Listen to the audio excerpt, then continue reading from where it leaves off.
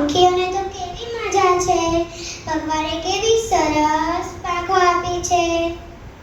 હા ભક્તિબેન, આ પાંખોથી અમને જ્યાં મન થાય અમે ત્યાં ઉડીએ છીએ. દુનિયામાં બધે જ હરીએ ફરીએ છીએ. હા, રોજ ખાવાનું, પીવાનું અને ઘૂ ઘૂ કરવાનું. અને હા, પાંખો ફેલાઈને નાચવાનું. ભગવાને માણસોને પણ પાંખો આપી હોત તો કેવી મજા આવત. બરાબર ને બાળ મિત્રો?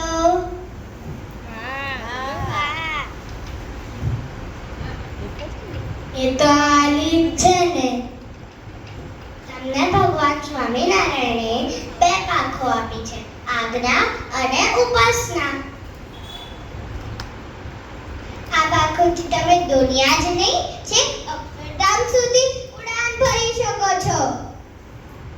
અરે હા, આ તો હું બાળ સભાની સત્સંગ વિહાર પુસ્તિકામાં ભણી છું. અરે વાહ, શું શું ભણ્યા છો તમે બધા બાળકો?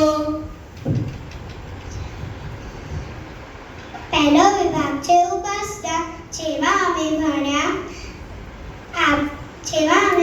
આપણો હિન્દુ ધર્મ, આપણી ગુરુ પરંપરા, આપણા ગુરુ હરિ અને આપણું તત્વજ્ઞાન. ટૂંકમાં ઉપાસના વિભાગમાં સમજવાનું કેટલું? ચાલો બધા મારી સાથે બોલો, ગાઓ. ગુણાતીતાનંદ મૂળ અક્ષર, ગુણાતીતાનંદ મૂળ અક્ષર, સહજાનંદ એક પરમેશ્વર, સહજાનંદ એક પરમેશ્વર, પ્રગટ સત્પુરુષ મોક્ષનું દ્વાર, BAPS અસ્મિતા. હજી એક વાર બોલીએ અમે બાળ મિત્રો. ગુણાતીતાનંદ મૂળ અક્ષર, સહજાનંદ એક પરમેશ્વર, પ્રગટ સત્પુરુષ મોક્ષનું દ્વાર, BAPS અસ્મિતા. અરે વાહ મોરભાઈ, તમે તો આખું સાર કહી દીધો ને. બીજો વિભાગ છે આજ્ઞા, જેમાં અમે ભણ્યા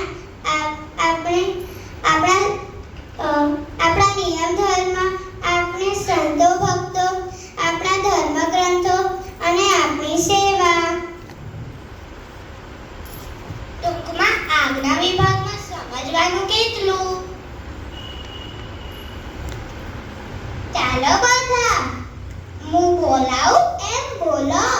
કંઠી, કંઠી, પૂજા પંચાંગ,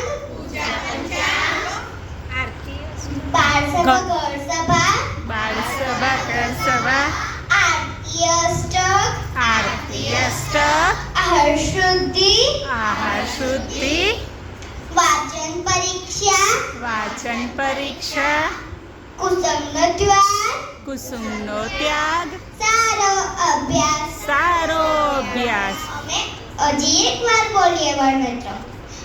કંઠી, કંઠી, પૂજા પંચાંગ, પૂજા પંચાંગ, બાળસભા ગૌરસભા, બાળસભા ઘરસભા, આરતી અષ્ટક, આરતી અષ્ટક, આહાર શુદ્ધિ, આહાર શુદ્ધિ, વાચન પરીક્ષા, વાચન પરીક્ષા, કુસુમનો દ્વાર, કુસુમનો ત્યાગ, સારો અભ્યાસ. સારો અભ્યાસ. હજી એક વાર બોલીએ બાળ મિત્રો.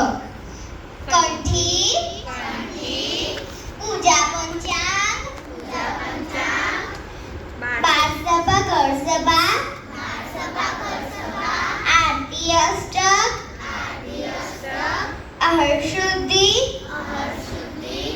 વાચન પરીક્ષા, કુસુમનો દ્વાર, સારો અભ્યાસ.